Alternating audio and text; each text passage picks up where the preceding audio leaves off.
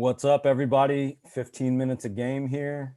Steve, Julian, Javon, and this is our NFL show. We're starting with a little bit of controversy.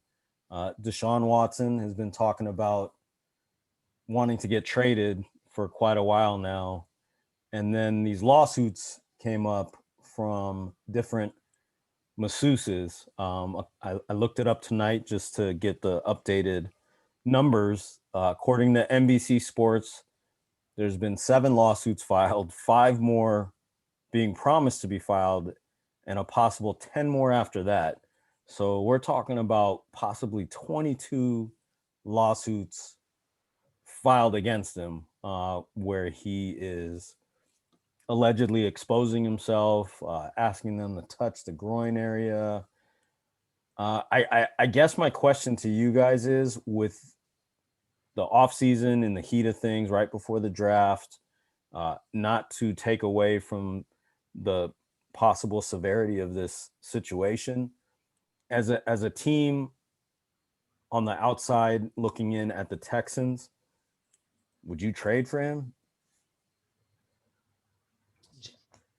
No, I wouldn't, because you have to understand the world that we live in today, where now players have it goes both ways. When you have a larger platform, you are then held to a higher standard because of your personal character. So should a team trade for him, let's say it is a team like, I don't know, the Jets, in a city like New York, huge media center, one of the 2 biggest centers of media in the country, you're going to catch a lot of blowback from fans, from the league itself, and the media. So I would not trade for him, because even though you could probably get him for extremely depreciated value, way lower than what you would have had to trade for prior to this, I still would not do it, because as an organization, it just wouldn't make sense from an optics standpoint. Agreed. For like, as an organization, why jump into that mess and cause just chaos in your organization locker rooms by adding Deshaun Watson just because you think he could get you to that Super Bowl, or for some teams get you to that playoff level. So it's a very touchy subject, especially with, like you said, Steve, over 20 cases. It's very, very, very sensitive. Yeah, that's a lot. Just the 7 alone, right? 7 alone is a lot if they come out to be true. And then, again, just speaking from a team perspective, again, not discounting anything that anybody's going through. If you traded for him and then he does get in trouble for all of these incidents, he's not playing anytime soon. So, what have you mortgaged team wise to get him? So I'm with you guys. It would definitely be wait and see what happens with everything going on. So I appreciate you guys letting me 2 weeks in a row come with some heavy stuff. Myers Leonard recently, and now DeShaun. Yeah, we need that real life. Yeah, not afraid to talk about that. No, it's part of life. Yeah, going into something a little more football related when it comes to X's and O's and out there on the field. Who are your guys' winners and losers quickly, with about 10 minutes left of free agency thus far? We're about a month away from the draft. Free agency kicked off last week, and it was bananas for a lot of teams. What do you think, Julian? For my winners, I'm gonna go with the Chargers. I have them as a winner, getting Corey Linsley from the Packers, getting a guard. They got some more guards on the line. I got the Bucks. They did need that. That's a great point. Yes, they did, especially for Herbert. Mm-hmm. The Bucks just getting their key guys back, them renegotiating their contracts just to come back to join and repeat. And also the Browns with all their low-key moves on the defensive side. I like what they did. And my losers, I'm going to go with the Texans. They made a lot of moves, but nothing I see that could bolster them into a playoff winning team. It's just moves just to get guys to fill out your roster. No offense to Mark Ingram, Philip Lindsay, all those guys. They're all good players, but just as a team wise. It almost felt like they were just happy that people were down to come to the team. Exactly. Yeah. It was all a bunch of 1-year deals too. Yeah. My big winners, and they're both going to be related to Tom Brady. This guy dominates the headline, so I can't escape it.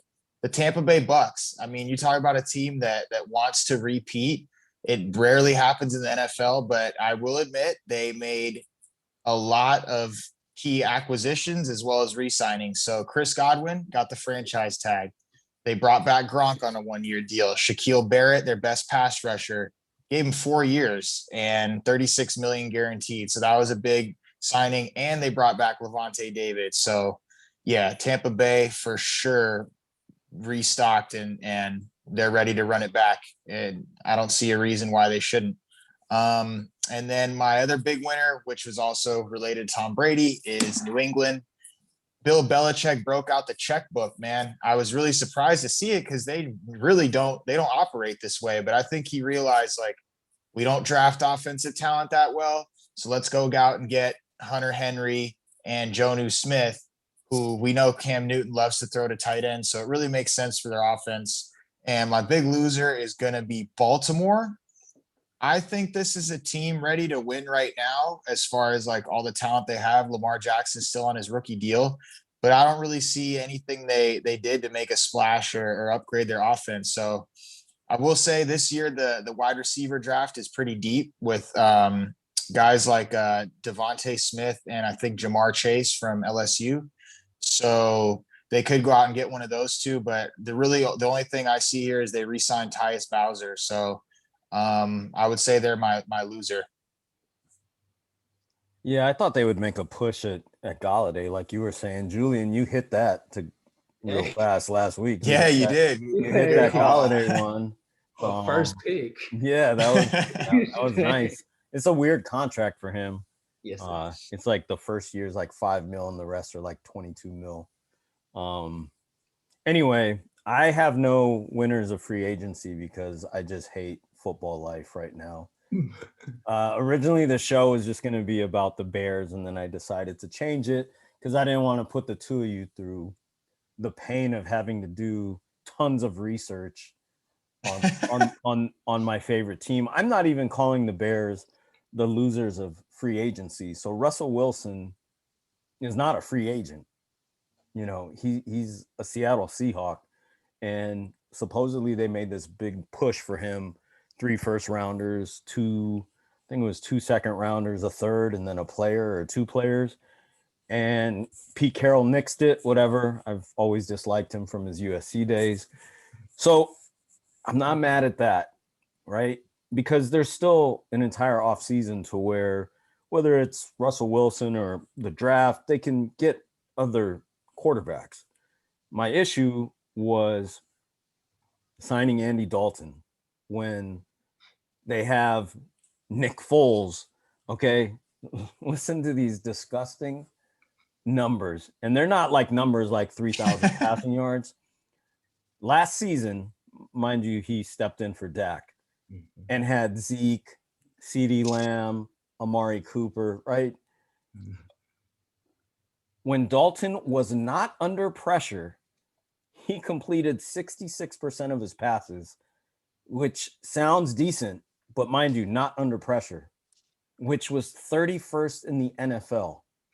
Okay. The passer rating without being under pressure was 87.7, 29th in the NFL. And there were only 6 QBs lower than him with their passer rating when they weren't under pressure. And one of those 6 QBs was Nick fucking Foles. Yeah. Censor me, Apple Podcast. Okay. So it's just this constant pain. Okay. Then like you get the one good thing was Allen Robinson finally signed his franchise tag. So it was like, thank God, because everybody was talking about he's not going to sign it. He's not going to play one down. But then I'm at work on Thursday and I knew one of these things might happen. They cut Kyle Fuller. Okay. Well, technically it was yesterday, but it was announced on Thursday. Kyle Fuller, 29-year-old Pro Bowl cornerback who they just a couple years ago signed to this big, huge deal. He immediately goes and signs with his old defensive coordinator, Vic Fangio, who's the head coach in Denver. The one good thing is we're keeping Akeem Hicks, but I would have rather them let Hicks go. He's a little bit older. It's, there's not just tons of prime shutdown corners out there. So it's just been painful. I don't see them being any good, and it hurts. I know the draft is coming up, and I know that there's plenty of time to make other moves. Adam Schefter says that the Russell Wilson stuff isn't dead, but I have no faith. Somebody teased out there that I guess Kenny Golladay visited the Bears. Well, he signed with the Giants, It's like they've made some little, other moves, picking up the linebacker from the Broncos today and some other defensive linemen and re-signing a offensive tackle, but it's just Bears fans are just dying for a quarterback. So when the talks about Russ were out there for so long, 3 or 4 weeks, I wouldn't have minded, if they just didn't sign Dalton. That's my thing. So, because I just didn't get that move from any angle. I don't know, because you have a pretty decent quarterback draft, and why would you go and spend money on you kind of know who Dalton is at this point in his career. Why are you spending all this money instead of maybe trying to work with your draft capital and go and get somebody that's younger, that might be more mobile, that could work in Nagy's offense? I feel bad for anybody in this whole situation. I really feel bad for Matt Nagy, because I think he can coach, and I think he's pretty much done the best job he can with limited pieces there. And the GM, the front office, doesn't give him anything to work with. Just there's no other way around it.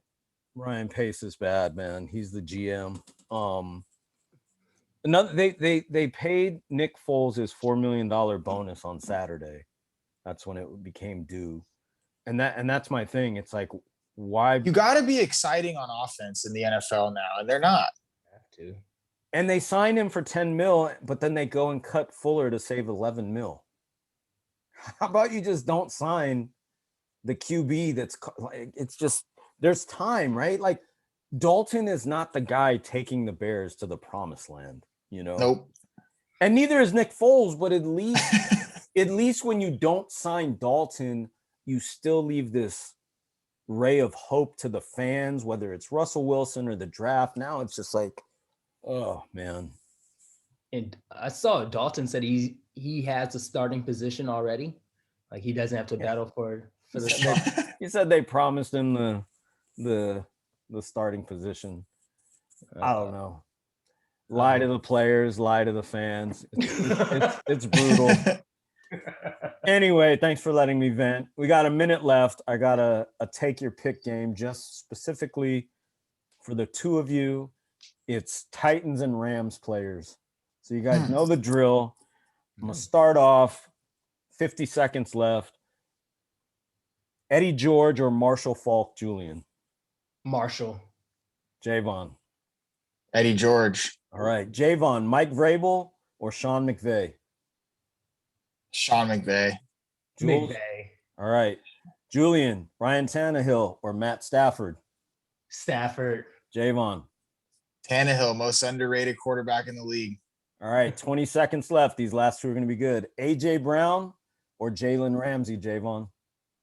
AJ, bro. Come on. Ramsey.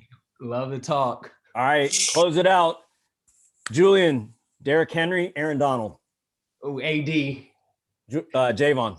Man, I can't. I can't go on the record and go against Derrick Henry, All the right. king. We're out of time. 15 minutes a game. Peace. Like